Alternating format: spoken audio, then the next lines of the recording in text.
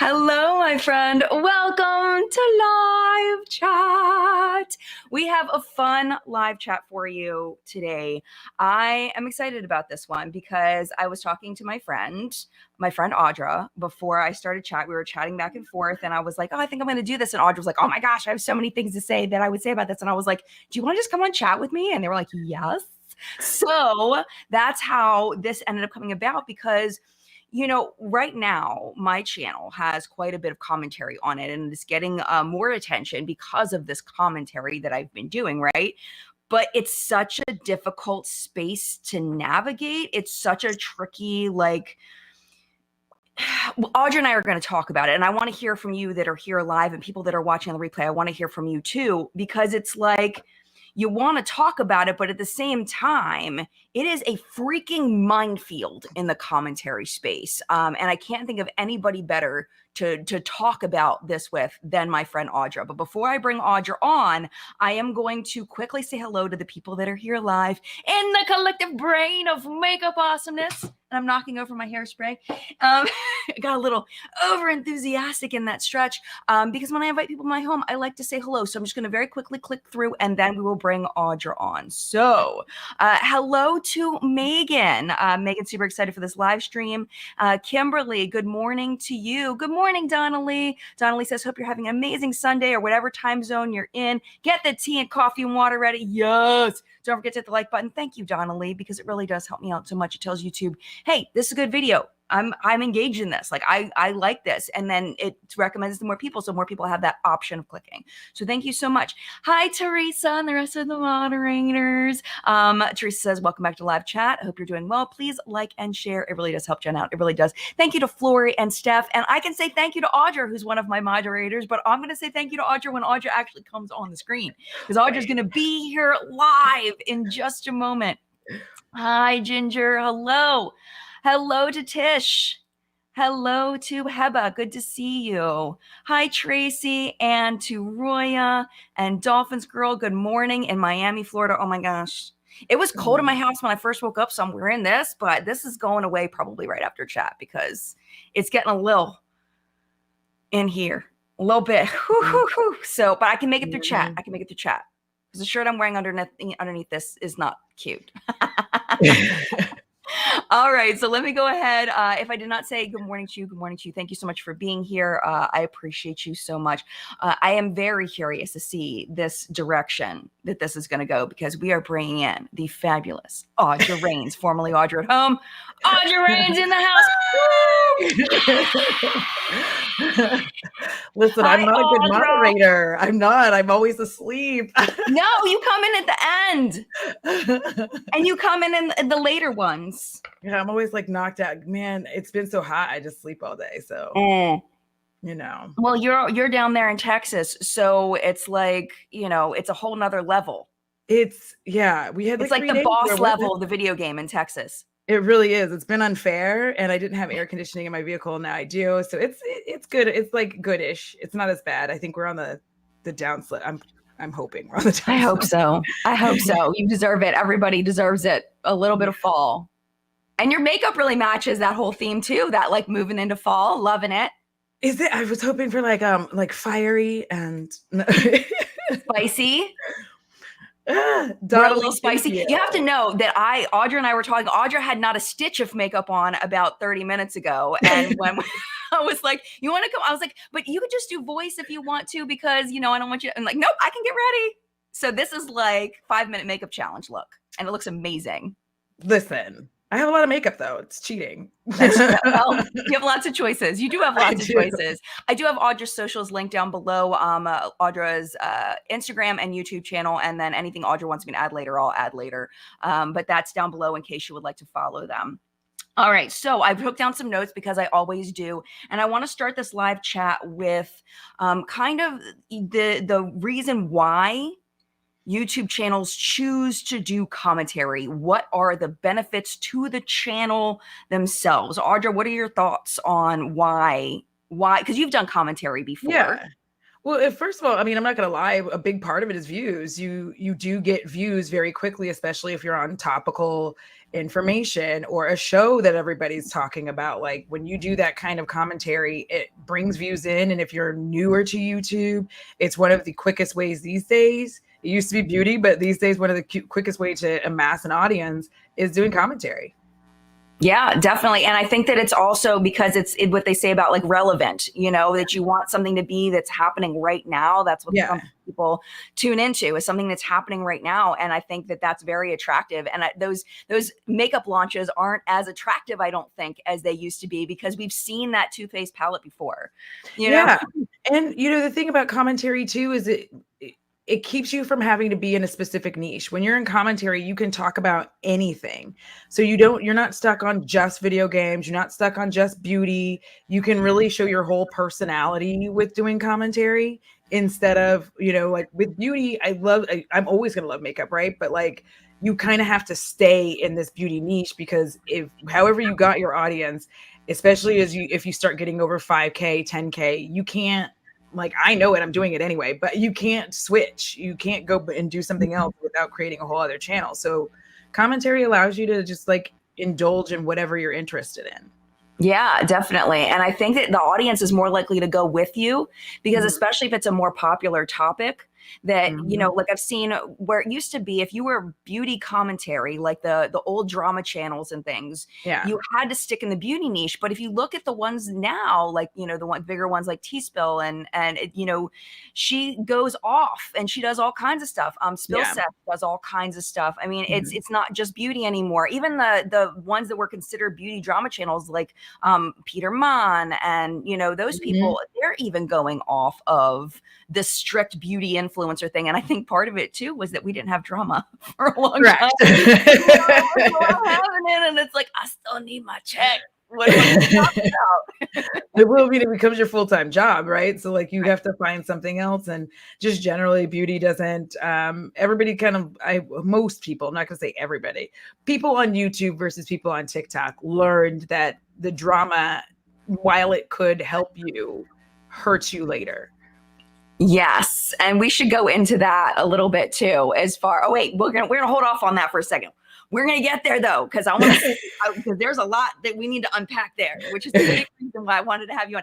Audra's one of the smartest people that I know. I just want to like let you know, as far as like understanding social constructs, which, you know, Audra has really fine-tuned their ability to understand people and behavior, which, you know, my people watching know how much I find that fascinating. So sometimes Audra and I are talking and I'm just listening to Audra like this.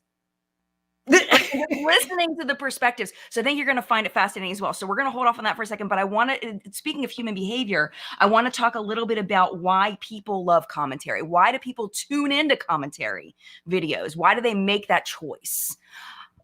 I mean, I love it because, first of all, there's things that I'm not interested in actually, like if it's a show or a channel, like I'm not interested in watching their content. I don't care to watch that show. But I will listen to somebody talk about it. And I listened to a 4-hour commentary from, I think, The Right Opinion on Trisha and Ethan, the breakup of their podcast or whatever. I've never watched either one of their channels. I've never watched their podcast. But listening to somebody break it down was fascinating. I was like, yes, I am here for it.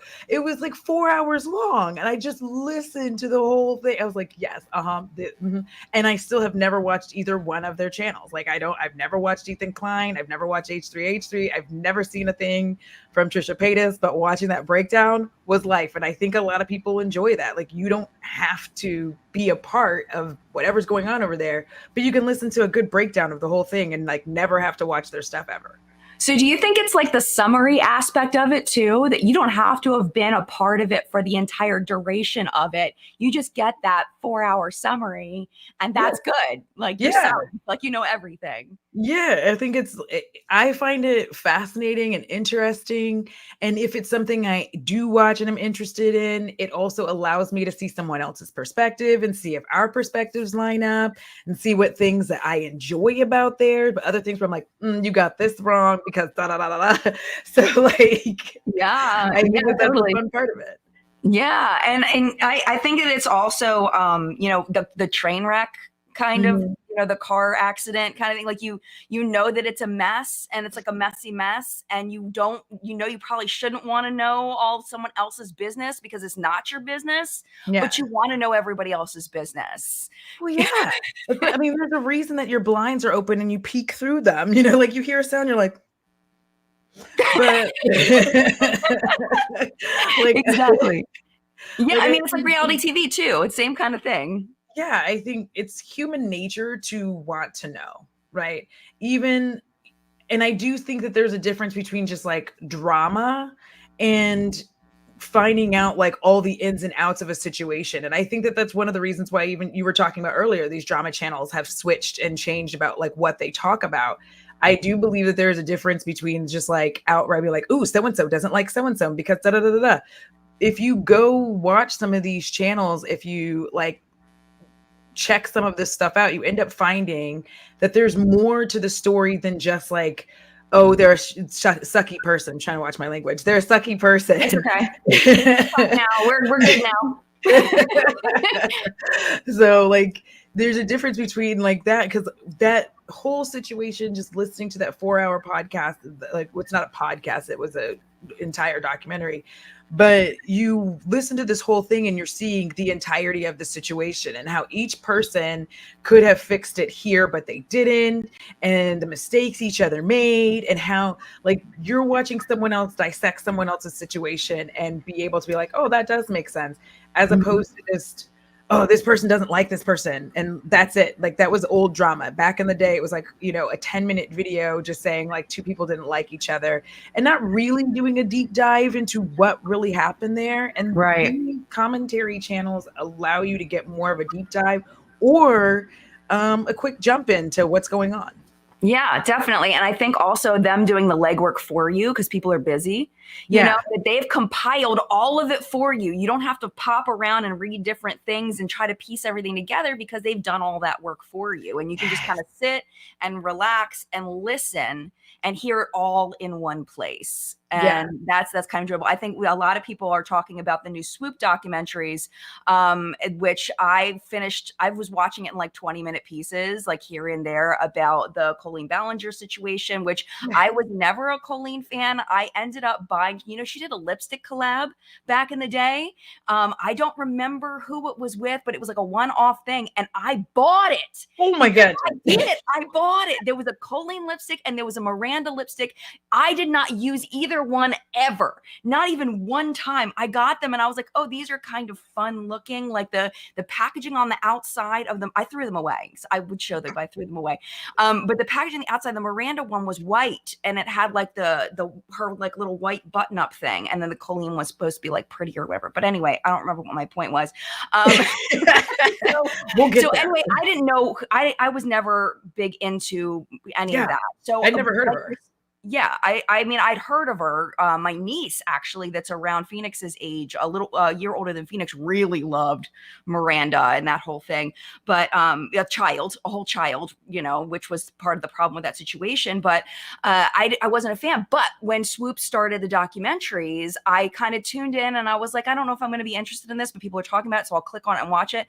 I've watched every single moment of every single one and like been like, oh my, because of the way she compiles it. It's absolutely fascinating. Your Swoop is the right opinion. Yes. I love the right opinion. I will listen to every single, and I've listened to a lot of his stuff, like probably 4 or 5 times over. Part of it obviously is my job, you know what I mean? So like I have a lot of time to listen to him, but like his voice is very calming. So I will listen to the entire thing over and over and over again, because he just does a really good job of compiling the information, gathering it together. He has a few where he invites other people on to do like different segments because they had already talked about the situation. So it's not just him talking about it. And I think that that's the other good part about a lot of commentary is, depending on how they do it, but a lot of people actually invite other folks. They'd be like, oh, well, this person did a whole thing and they know all about this situation. And so instead of you rehashing it, you bring somebody on who knows how, or you reference their channel. So it makes it so much easier to like get all that information out there and shout out other people. I think it's easier to shout out and do all that stuff in commentary as well. Yeah, definitely. Oh, absolutely. And I think that there's a lot to be said for that community growing right now. I feel like, though not community, because I don't think it's a community. It doesn't feel like a community, a commentary community. It But depends. those styles of yeah, I guess it does depend.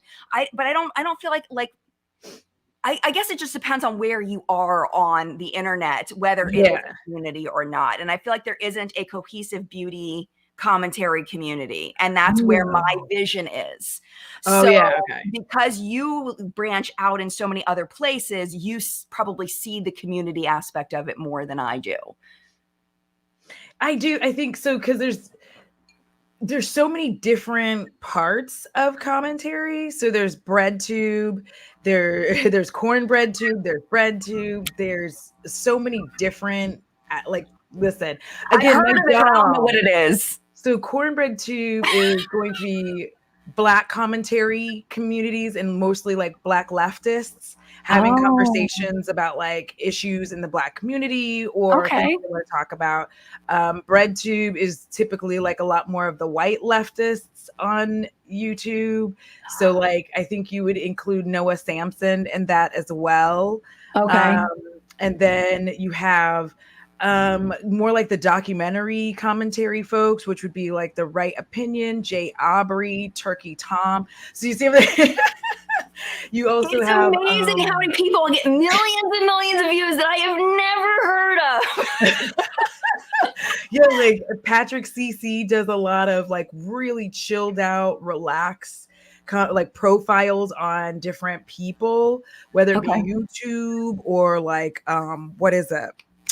He did a whole one on ridiculousness and Rob Dyrdek and how Rob Dyrdek took over MTV. Like it's really cool because I get to listen to all of these different creators, and then you have like the almost live react, but they still film it. Like, do we know them podcast? So like, yeah, I listen to a lot of commentary. Yes, I can. Well, yeah, I mean, but you have a lot of time in your job. You're driving around all day. Yeah, So yeah, something to listen to. So it makes yeah. perfect sense. I really like this comment from Leticia. She says, yes, I also don't want to give any type of engagement to some channels, but I am so curious. Like Jacqueline, I never watched any videos of hers, but I watched Jen's videos about her last week. And I got so many comments like that. Like Mhm. Leticia is saying, is that people didn't want to watch and give the view to the creator if they knew the creator was being problematic. So they watched the commentary instead so that Yeah. they could get kind of the thing without supporting the creator.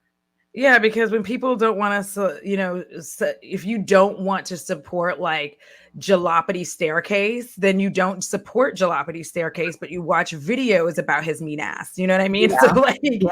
you can I watch hear a you. video about him, but not Yeah. watch the video that he created. And I think that that's a big part of it too. Commentary becomes important because once people understood that our views make them money, and the fact that the thumbs up, thumbs down doesn't change anything, engagement is engagement, and that's how the algorithm works. Yep. Because if it didn't work that way, then people who had, even if they hid the dislikes, if the dislikes were really high, they wouldn't recommend that video at all because they'd be like, nobody likes this video, but people are engaging with it. So now we're realizing, okay, disliking it doesn't really change anything. If I watch it, it's going to cause them to get more engagement. But if I go watch Jen's breakdown of what happened, if I go watch so-and-so live stream and watch it, then I'm not giving their channel that view. I'm not putting money in their pocket, but I can find out the situation. Yes, exactly. Exactly. And I think a lot of people feel that way. So I'm really glad that that got brought up because I think that's really important. I do want to go into, we're going to take a little break and talk. Do you know what's on your face today when we take that break? I wasn't sure you remember because sometimes, you go and do the thing. So we're going to take a break in about 10 minutes and talk about what's on our face. So Some of it. Some of it. I didn't mention that, but you're here all the time. Well, you don't have to. Anything you can remember is fine. I'll do. Remember, that's okay too. Okay. I'll grab some things while you're talking about yours. That's what. Okay. Perfect. See, we work well together. We work super well together. Listen. Okay, so I think one of the things that people may not realize about doing commentary when you're actually physically doing commentary, and we've both done it, is that it can be really difficult to navigate some of these tricky topics. It can be really difficult to know what to say, how to say it, all of that, because we are outsiders of the situation most of the time. Mhm. We're not in the mess. We don't want to be in the mess. We just Correct. want to watch the mess. We don't want to be the mess. We just want to talk about the mess, right? So because we're on the outside, and it's sometimes difficult to reach some of the people that are involved, even if we do try to reach out. I mean, it's difficult to reach these people that are these high follower count people. Yeah. They're getting all of these DMs. It's very difficult to get to them. So unless you are Swoop, who still has trouble, who still is getting, completely ignored by Colleen Ballinger for probably good reason. I wouldn't imagine why Colleen would think it would be a good idea. Can't imagine why she's dodging anyone. Yeah. So it's sometimes hard to navigate these topics. Have there been any topics where you were like, I don't know how I'm going to approach this? Like, you don't give specific examples, but how do you, when you have a topic that you want to approach, do you just go in and just be like, this is my opinion? Or what is your strategy when you navigate difficult topics when you've done commentary? So there are things I don't touch, and I've decided, one, they can be triggering for me. So essay, child abuse, any of that, I try to stay away from that.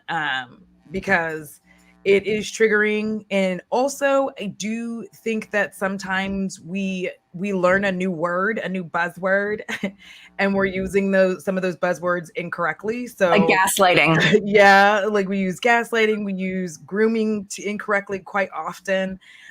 So there's certain topics I will just definitely not touch on. I didn't really mess with the whole, there's a little bit of the Colleen Ballinger situation that I talked about, which is more the weirdness of coming out with a ukulele song. That's obviously going to go down in history. I feel like it tops the interpretive dance apology thing. So I'm just wow, that's where I'm going to come at it from. And I think that that's the thing, is knowing topics you won't touch, but also being able to talk about it outside of that. So when I wanted to talk about it, I wanted to talk about it's weird that you did this. Why would you filmed this? You know, you filmed this. You edited it, you watched it back, and you were like, yes, this is a win. Everybody's gonna love it. Ship it, and instead of just are you okay? There's some videos where people I'm like, you did that on purpose? So that's the wildness of it, right? So I'll talk about it from there, but I'm not going to talk about the actual situation of what she did, because I know, one, I find that triggering for me. There are things in my personal life that I can't talk about it and not get weirdly either I'm going to get over emotional, or I'm going to seem like I have zero emotion about it, because I don't have any really good emotional regulation in general. So I'm not going to be able to do it well and not talk about it in a way that doesn't either get me to where I'm yelling or where I'm just yeah, so anyway, this happened and it's really terrible. So anyway, let's move on from that. Yeah, I hear you. And I think that my big thing as far as tackling tricky topics is I used to just oh, this is a topic I want to talk about, and I would just talk. Yeah. I didn't put any forethought into it. I didn't think about it ahead of time. I didn't process it. I didn't think about it from anybody else's point of view. I didn't I was just oh, this is interesting. Let's turn on the camera. That was a bad idea. That was a mistake. And it's easy to do that. Well, it just depends on what you're talking about, though. That's true. If it's something lighthearted, like somebody picking up a ukulele, then that's one thing. But when you're talking about sensitive topics, it's really important, I feel in handling tricky topics, to do your research on it and your background on it, and try to see things from other people's point of view. I mean, like I've said a million times, you'll never understand a perspective of a life you've never lived, but you can at least try to seek out those perspectives, read them, watch them, try to digest them before in any way commenting on a situation. And the way that I used to see commenting on tricky topics in commentary was almost like I'm talking to my friends. Yeah. Like we get together, we have a glass of wine, and we talk about what's happening. The internet is not like that. Correct. It is not. The internet is not a friendly, happy place unless you go to a person's Patreon or their, then it gets a little bit more chill and you can kind of be in more of a friend space. But when you're putting content on the internet, there is a responsibility to handle these tricky topics with some delicacy. And I think that it's really smart what you're saying about picking the topics that are not the ones you should be talking about for whatever reason, and letting other people talk about those things if they have an interest, whether it's something triggering for you or maybe you don't have enough knowledge about it or whatever, letting those ride and letting those be. Yeah. And also like utilizing other creators as a source. Like, I feel like a lot of people, too many people still think that they're on their own special island and they don't want to share. And I think I feel like that's a mistake, because you could, like, there are things where I'm like, listen, I'm not going to talk about this part of it. And if you want a whole in-depth, conversation about the situation, you can check out this creator's video and this creator's video. They have the whole thing. Because let me be real. I don't always have time for like tons of research because of my work hours. Like, until they cut my 32 mile route, like I don't always get to do all that. I get to kind of see what's going on, do a quick little backstory, read a little few things here. And I've listened to somebody else like go into detail. And now I'm just going to like throw an opinion out there that, this is how I feel.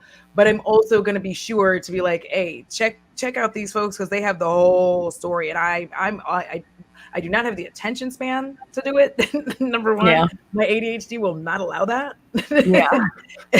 Like at all. It'll just be like, even if I take notes, Jen, I'm not like you. My notes disappear. All right. I will take them. I will be like, okay, we're going to talk about this and then this and then this. And you know what happens? When I'm ready to go live, I couldn't tell you where those notes went. And then 2 days later, I find them. And I'm like, oh, well, that would have been helpful. And I forgot to talk about this. Like, oh my goodness, that would drive me bonkers. There's no way. I have to have like I have to know, like I have to have it all. Like the pages, I don't have any down here, so I just empty my trash, but the pages and pages of notes. I have to I'm really good off the cuff, but I'm also very careful about off the cuff conversations. Like you said, I'm really careful about that off the cuff conversation. If I feel like that's not something I should be talking about off the cuff, I do not. Yes. And I think that that's where I think I've learned that I need notes, because I know I am not good at off the cuff unless it's something extremely lighthearted or something that I really know a lot about. I have to have those notes in front of me in order to address some of the trickier topics, or else I don't have that quickness that you do to know I need to navigate this way or that way. I'm not fast like that. I have to. But you process out of my mouth. There's no filter. It'll already be out of my mouth before I realize the mistake has been made. Like it's like you can't put it back. Like it's like one of those. Remember those peanut cans that you opened up and the snake popped out? Oh yeah, and you couldn't put it back in there. So I'm sitting there with my peanut can and I'm thinking, oh, I'm talking about peanuts. And the next thing I know, I open my mouth and a big ass snake comes out of it. And I'm like, oh shit. You're like, wait, let me take that back. That's the one power I'd like to have back, is like rewind in real life. Yes. Oh yeah, you can't. You can't. There's actually a game called Life is Strange. That's like one of those. You've ever heard of that game where it's on PS5? I forget what it's on. I don't play games that much, but it's like a video game, because I know Life is Strange. She goes through her life, and she has the power to rewind. Oh, and she can change things. It's kind of an older game. It is. Like I play mostly shooters. That's the only reason I don't. I don't do shooters. Yeah, I'm over here. I don't want anybody chasing me. Headshot galore over here. Sniper games, like I'm such a good time. Absolutely not. Yeah, if you ever saw me play Sniper Elite 4, you'd be upset. Like zombies? No. Well, I don't have to play the zombie one. Yeah, no. I don't like the. It depends on the zombie game, though. If there's gonna be hordes of them, I'm not cool. Sorry, got off on. All right, let's take a quick little break since we kind of go off topic for a second. That was my fault. I did that. And let's talk about what's on our face really quickly. So I'm going to just talk a little bit about what's that I have. So I pulled this out. Yeah, go for it. Go do your thing. So I pulled this out. I haven't used this in a while. This was sent to me by Too Faced. This is the Born This Way Healthy Glow Moisturizing Skin Tint in Warm Nude. And I really like the finish on this. I was really surprised. I haven't used this in a while. I think I've used it maybe 3 times and got lost in the back of the drawer, and I completely forgot to use it. So it's there. And I wanted to use it. I was like, oh, that's cool. And I think it looks really pretty. So this I've been playing with a lot lately. This is Indie Beat Cosmetics. It's their Skid Row palette. We talked about this in What's Up in Makeup today. I was in Little Shop of Horrors. Audra hates musicals. So Audra I like Little Shop of Horrors.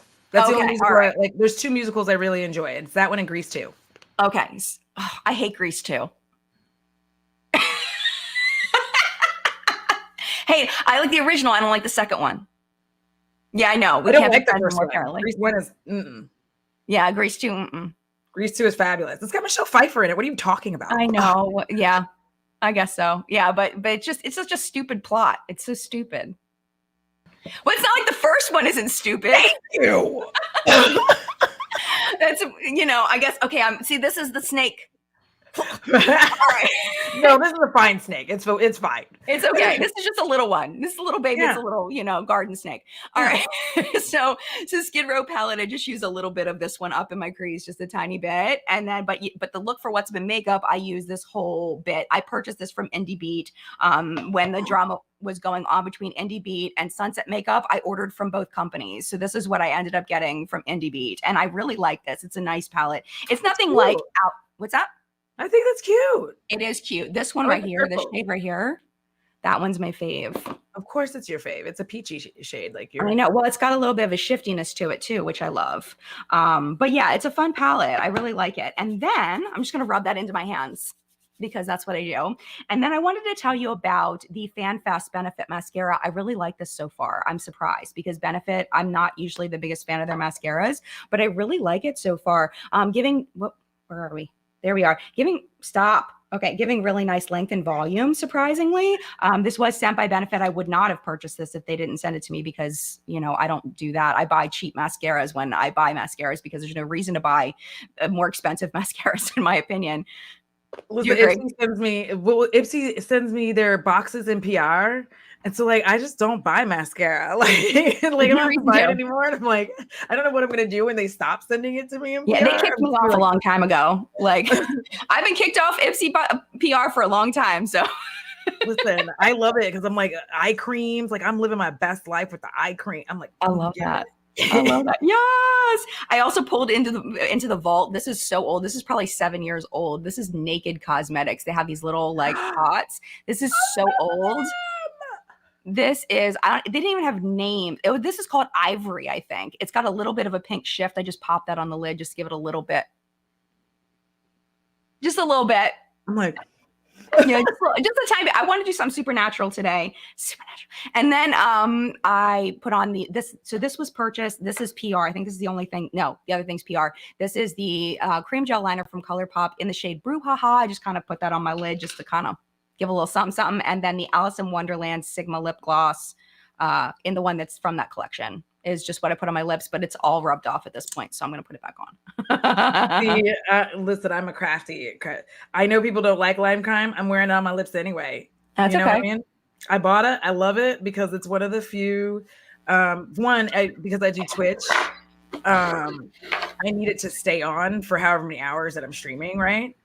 And so it stays on and it doesn't really transfer. And this one's in Wicked. And that's what I have on. Yes. And then if you put their gloss on top of it, it's glossy, but it doesn't really get all gross everywhere. So it's the wild cherry gloss. And then I feel like I have an Oprah pencil on my eye for my eyebrows for anybody who's I use lip liners a lot for my eyebrows. Because I like to have colorful brows. I don't know. I don't like having normal brows because normal is boring to me. But I'm I am weird and I'm making it weird. My blush, I have this ColourPop Just Plain Super Shock. I use this up all the time because it's very, very bright and it'll dry down pretty quick. So I just try to go in and use as much as possible. My foundation today, I don't know if anybody cares, but I'm wearing the Dior Forever because I have a lot of bougie foundation. And just for y'all who are watching, if you have bougie foundation and you're saving it for what, stop saving it. Put it on your face. Who cares? Put it on your face. You spent the money, put it on your face. Stop it. Enjoy yourself. I wear this out in the sun, it like sweating as a mail carrier. I do not care. I paid for it. I'm gonna wear it. There's no special occasion better than today. Then I have on the blends. It just use like self-love and I think chase. Move it over a little. Self-love and chase. Self-love, chase. For just like my under, I didn't put any, but I have like I thought I was sitting right here, but like, of course, you know how my ADHD just like, I've lost it, but I'm wearing a Cleona shadow in my inner eye and highlighter. That's the highlighter as well, because that's who I am as a person. Well, it looks amazing. I match it all together. It's fantastic. Why not? I think the lips are the star for me. What? That lip color, even though, I'm not a big, well, the thing about Lime Crime though, see, when you talking about tricky topics to talk about, Lime Crime was one of those that was tricky to talk about for a while because of Oh Dear and all of her super problematic stuff. She's the founder of Lime Crime. But from my understanding, she's like pretty separate from them now, but I don't know. Who really knows? Like she does not. Yeah. As far as I know, she has nothing to do with the company.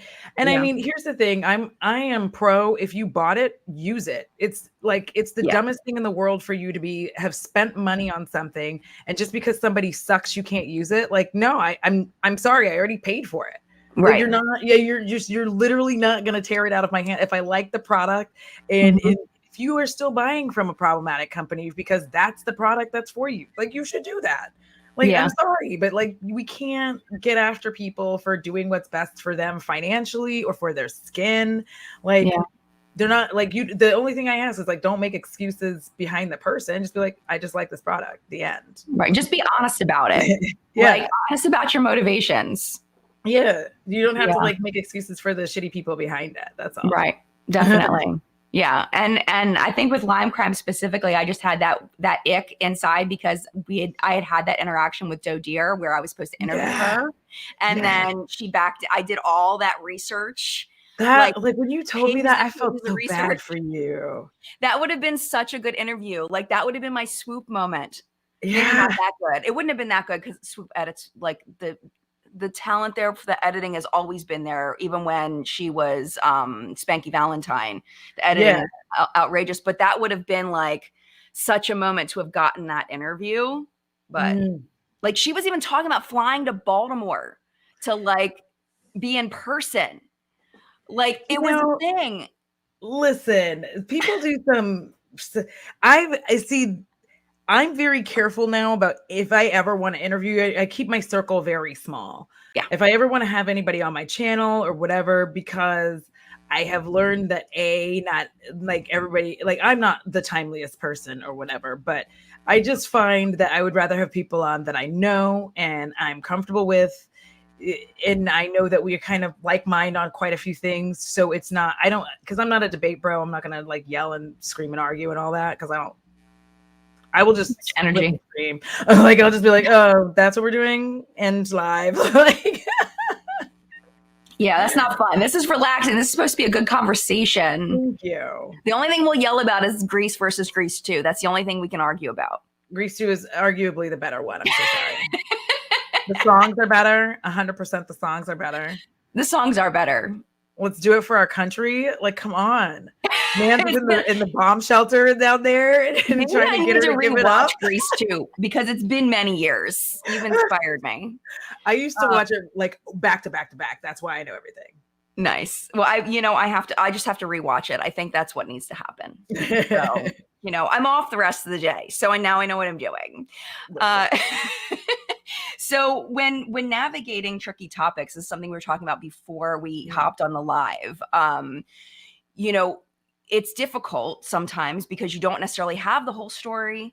You have the pieces. You also may not have the whole perspective, but you do want to talk about it because it is a hot topic and you do have opinions and you have things that you want to say about it and strong feelings. And your audience is interested in hearing what you have to say. And maybe you compiled the story and there's all these reasons why you would still upload it. But then there's the court of public opinion that ends up kind of smacking down, not just on the topic that you're talking about and the people you might be talking about, but on the person that created the video themselves, and how they handled the commentary of it. So that's another level of creating commentary content, is you have to understand that it's not just about what you say, it's about how you say it, and understand that people are going to judge you based on how you address the topic. Yeah. I mean, I think one of the worst things that people do is forget to include their biases, because there's no such thing as unbiased. And I will say that 100% every single time. There's no such thing as unbiased ever, because you're always going to, the only way that you could not have a bias, and even then it's not possible, is like if you've never heard of the brand, but even then it's not possible because the product might be something you are biased against or for, right? Yeah. So you have to be able to reveal that you have a bias based on X, Y, Z. And then after you've been able to reveal that, when you start talking about things, you have to consistently say, like, I still remember have this bias against this person for X, Y, or Z. So my opinion is coming from here. I'm giving, the factual information here that's going on, that as far as I know, but also remember, I still don't believe them and I don't like them. And I like that's how it's going to happen. Yeah. And I think that something that people are really tuning into now related to that is respecting honesty. Yes. And like when we were talking about, I can't remember which live chat it was, we were talking about like PR and all of that. And I was like, one of the reasons why I tell you to comment on my video is because, well, the main reason is because I actually want to hear what you have to say. But the other reason is it's engagement, which would bring more people to my channel, which would in turn grow my channel and make me more money, bring more sponsorships, bring more opportunities. So people were like, you actually said that out loud. And it's like, oh, yeah, because it's true. Yeah. Like, I'm like, do you think that I really want to, I like my job, right? But if I had the option to not have to do that job and be able to focus on my energy full time on my content creation, I would 100% do that, because it's simpler for my brain, my creative brain. I have several different things that I do between YouTube and Twitch. So I'm always able to keep moving and keep my ADHD neurons able to fire and be happy. And it's simpler for me, right? And I enjoy that. But obviously doing commentary brings you money, and navigating tricky topics brings you money. Right. But I think you have to be careful about how you react to that, right? There are live reactions that you are very good at. If you want to do a live react, and there's two kinds of live reacts for those of you all that don't know. There's actually being on a live stream and live reacting to the situation. And then there's a live react where maybe you are filming the react so you can edit it down and do all this stuff, and you're still getting the true reaction, but you're also not getting, if there's something that the person was like, oh, I probably shouldn't have said that, they can cut that out. Right. Right. But I think you have to be careful on those topics, because I think we were talking about it a little bit. I like the Do We Know Them podcast. I don't know if anybody else here watches it, but it's Lily, and I like Lily the most. I know everybody knows who Jessie Smiles is, but I like Lily. Lily is my favorite. Apparently some people call her girl with ponytail, and I'm like, what? Lily's the bomb. So I'm like, I love me some Lily. She's hilarious. She's funny.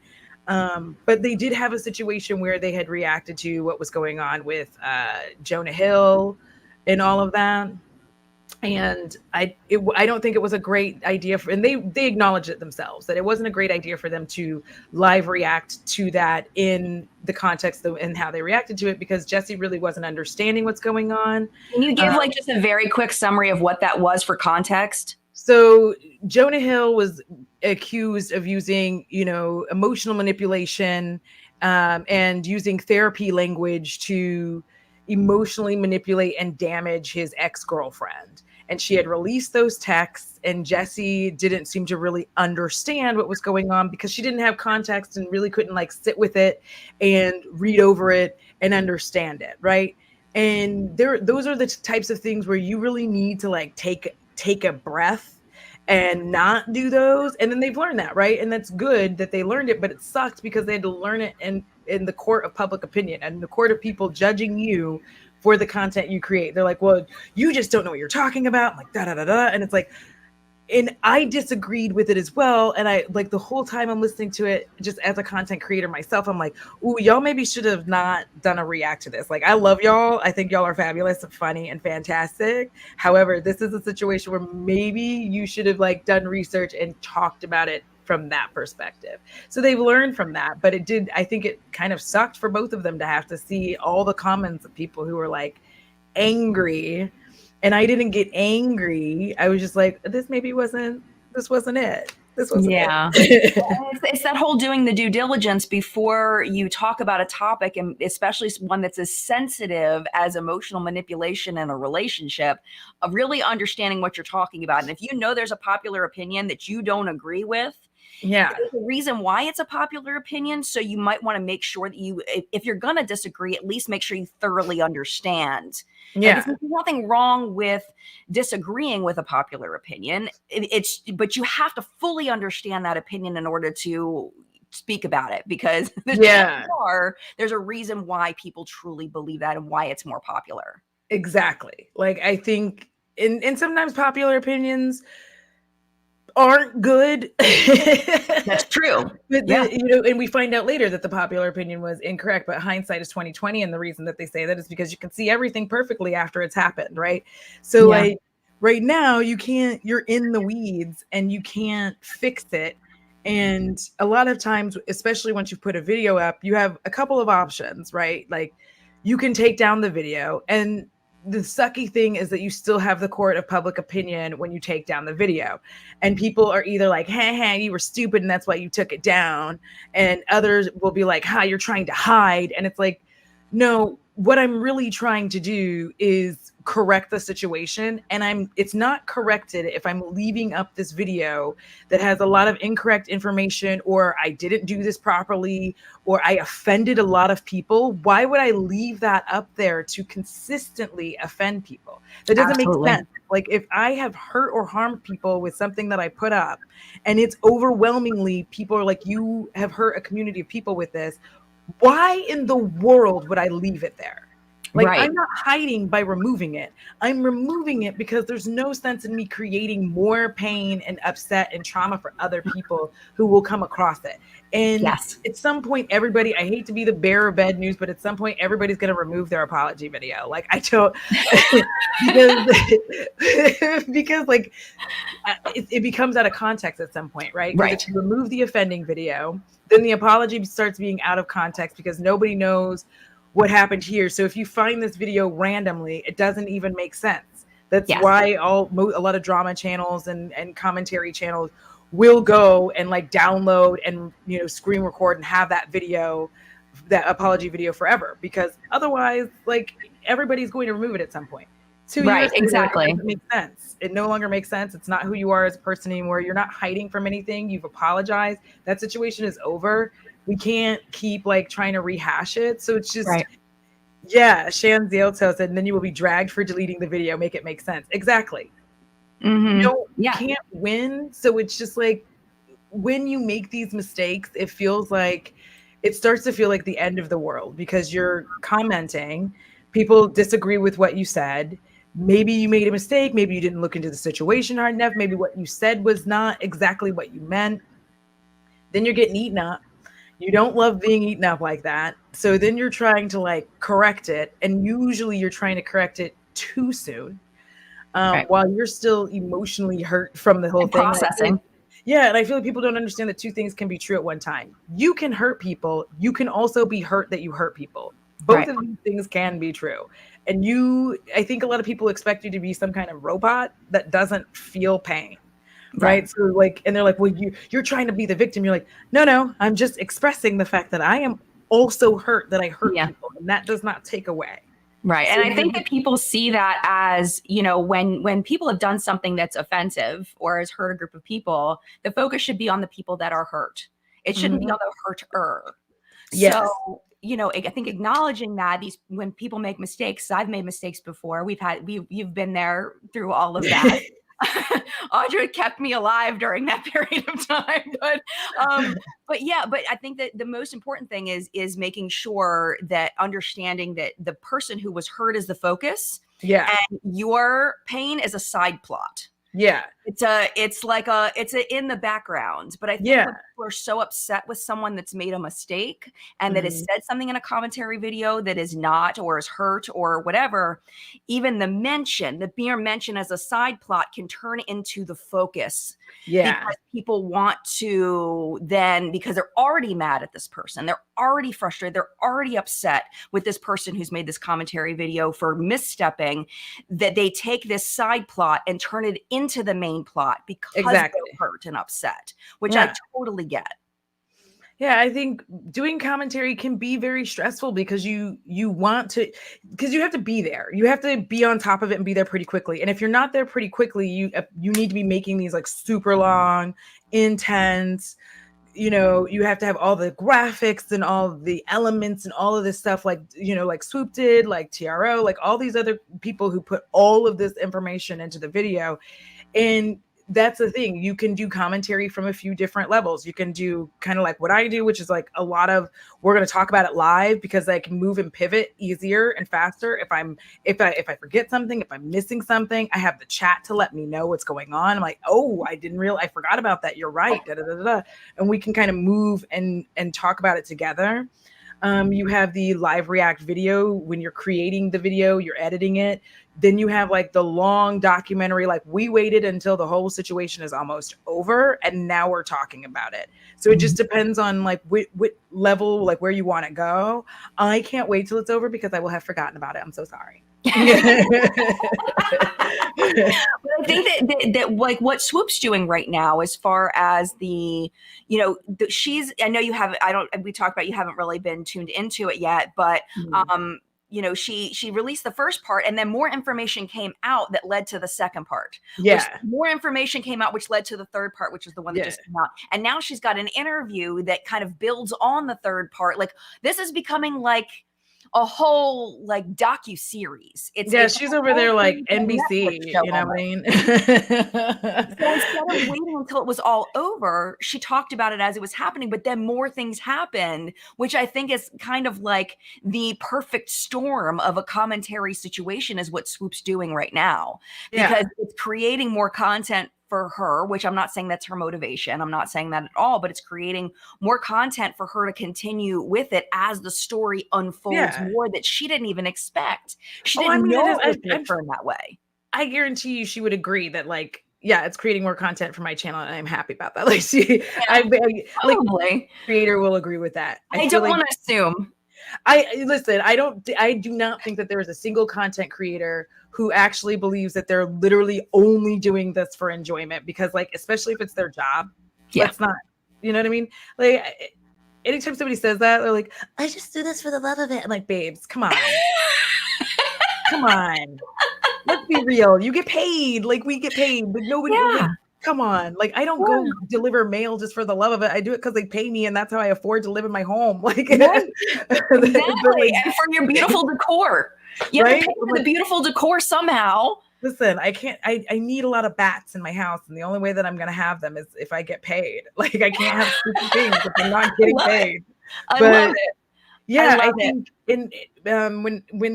when Hannah was on, when I think Abby does it as well, there's quite a few people who do, ongoing things. But I think, it can be, when you're doing a quick react to it, you can run into a lot of issues because like stories change and the whole thing kind of just turns around, right? There's been multiple situations where somebody comes out, says something, and we're like, oh, da da da.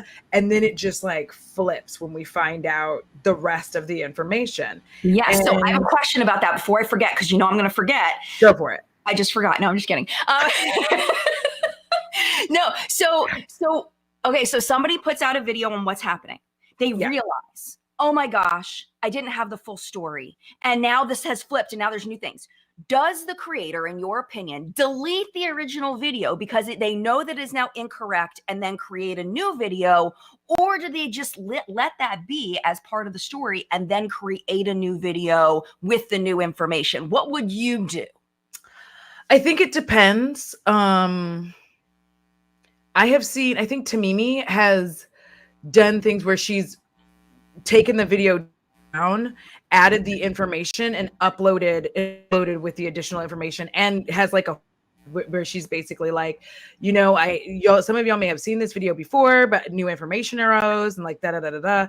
And I actually like that format better, because the thing is, the previous video could have had quite a few likes and a lot of engagement, and the newer one may not hit that point. And so now the new information is lost.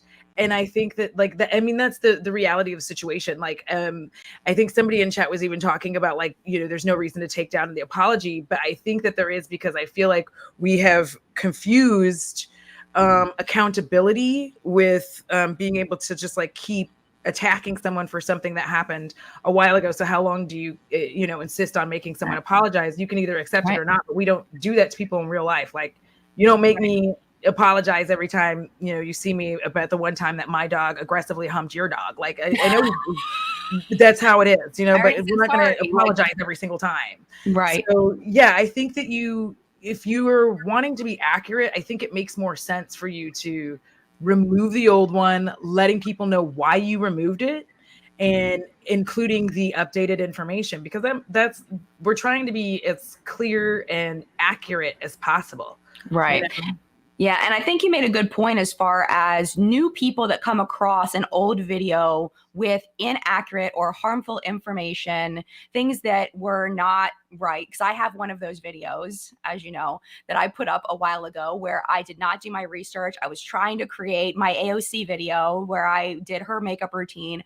I was about to leave to go on a camping trip with my family. What can I make really quickly? Oh, AOC, she made a video. Yeah. Like she put up a thing. Oh, I could try to do that look and I could comment on it. And I saw that Hiram did it and he's getting all kinds of love. So I'm going to do that video too. So I sit down and I make my little video and I go away on vacation. And then the shit just blew up. My whole life exploded. I was like, what in the actual expletive just happened? Well, so you're trying to like jump in on a thing that, like, the thing is, I think the thing is, like, you do well with reacts. You just have to choose, like, for you, it's more react to things like more in the beauty space. Right. Because I think that like, one, that's where your huge knowledge base is, because you already do all of this research on all of these people, all of these brands, all of this stuff. So you're dropping that all the time. You have a huge knowledge base there. And I think that if you do something like that again, you just make sure we're doing the makeup. You know what I mean? Just the makeup. Ever again. Okay, so let me tell you how much I avoid AOC on this channel, even though I think she's fabulous. I swear, I even thought she was fabulous. It was a rough time, friend. It was a rough time. Left leaning. I mean, she's I really do like 95% of what she says. So I saw her comment on sunscreen regulations, and I was terrified to tell that story in What's Up in Makeup of AOC talking about sunscreen regulations. I know. I was like, I can't talk about her on my channel. You had like some war flashbacks. Flashbacks, right? Exactly. But it was because in that situation, it wasn't about me. It was about what you were saying about spreading misinformation, because it was misinformation. There was things I didn't understand that explained improperly. It just wasn't a good video. I did the makeup like crap. I didn't have the proper products. It wasn't well planned. It was thrown together. It was a POS video. It was awful. It just wasn't well done. And then I don't want that out there because it was wrong. It was absolutely wrong. And then I did an apology live stream that was very short, and then ended up getting rid of that as well. And we had talked about this during the time, and it was like, it's out of context. If I leave the apology up, then people are like, well, what even happened? If they come across the apology, it's like, I don't even, because in the live stream, I didn't go into what had actually happened, like what I had done. It wasn't a comprehensive thing. So it didn't make sense to make either one live, but I'm free to talk about what happened and the mistakes that I made, and acknowledge that was a period of time where I did that. It was real. It's not going away. But why would I keep up something that is harmful and then something that makes no sense because I deleted the harmful thing? Correct. And you're not the only one who's done it. Every creator who's had a situation come up. Realistically, if you're looking at somebody's content and it was 5 years ago that something happened, right? why would you, if you find this apology video from 5 years ago, does that make a bearing on who they are now? Like that becomes my Right. question.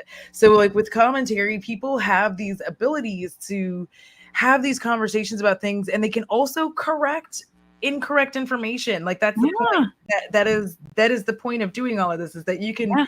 come back and be like, oh, this was incorrect. I made a mistake. This was incorrect here. I, Mhm. did this wrong or whatever. Sometimes I will put, like, if I'm editing a video, it depends on the time frame that I have. That's especially like right now, I do mostly live streams on all of my channels. Actually, it's mostly all live streams, just because It's easy. that's what I have time for. Yeah. I just don't have the time for editing that I used to have. And, I love to edit, and I like making it like fun edits with like lots of clips and doing all this stuff. And since I don't really have time for that, right, I would, Yeah. I do the streams. I think that you need to know where you're comfortable talking about stuff, Mhm. and having these conversations. If you're live streaming, you need to know where you're comfortable talking about stuff like off the cuff, but you also need to know where you're not comfortable talking about some Yeah. things. You also can talk about it by being like kind of quick about, if somebody brings it up. Like I've had people bring in like, oh, did you hear about the situation with Lizzo? And I'm like, I kind of know, but I'm actually not at all surprised, because I'm never surprised when somebody's horrible, right? Like I'm more I surprised when was somebody's, surprised. I'm not. I'm almost I really never. was. I was shocked with the Lizzo situation. Because every interview I've ever seen with her, because interview, it's very crafted. Yeah. I was shocked. I like had a heart for this woman. Like I was like, oh my gosh, I love her so much, with the flute and the twerking, and I was like, yes, like I'm like loved not it. like that. I'm more surprised when people turn out to be actually awesome. Like Keanu Reeves, I'm more surprised that he's actually like an awesome person. But I'm never surprised when somebody turns out to be horrible. So like I'll make a quick comment about that, but I won't go in depth with it because I don't have the information yet. I haven't Right. looked into it. And Which I is think important. that's the big thing. Yeah. Yeah. And I think that's why we balance each other so well, or you balance me, I should say, very well, because I'm always like, oh, they're a really good person, until I find out otherwise, where you're like, they're probably a crap person. Oh, wait, they're actually not so bad. So it's like, you help me to see the realities of things. And I appreciate that so much. And with that being said, I just realized we are just at time. We But, are. but I want to thank you so much for coming on, Audra. Thank You you for having are me. amazing. Y'all know I talk about Audra all the time. So it is just such a blessing for me to be able to have Audra on here live. And again, Audra's socials are going to be down below for you to go follow them. It's just Audra Reins now. Used to be Audra at Home. Now Audra Reins everywhere. I think I'll add your Twitch. And I know there's gamers in the audience. So come on over and Yeah. go check out Audra. But I hope you enjoyed today's live chat. I know I didn't get to pick a lot of comments today because Audra and I were just, kind of going back and forth. But next time, Yeah. this weekend, this Friday is going to be Ulta 21 Days of Beauty recommendations. And next Sunday's chat is going to be again at 10 a.m. Eastern time. So thank you for being here. And thank you, Audra. You're amazing. Did you want to say I'll come anything else? anytime. No, I'll come anytime. I like to chill and hang out with my friends. I love live streams with friends. I love live streaming. Yay! Yes, and you're so good at it, so it works out. All right, y'all, have a great week. Mad love, and I'll see you soon. Bye.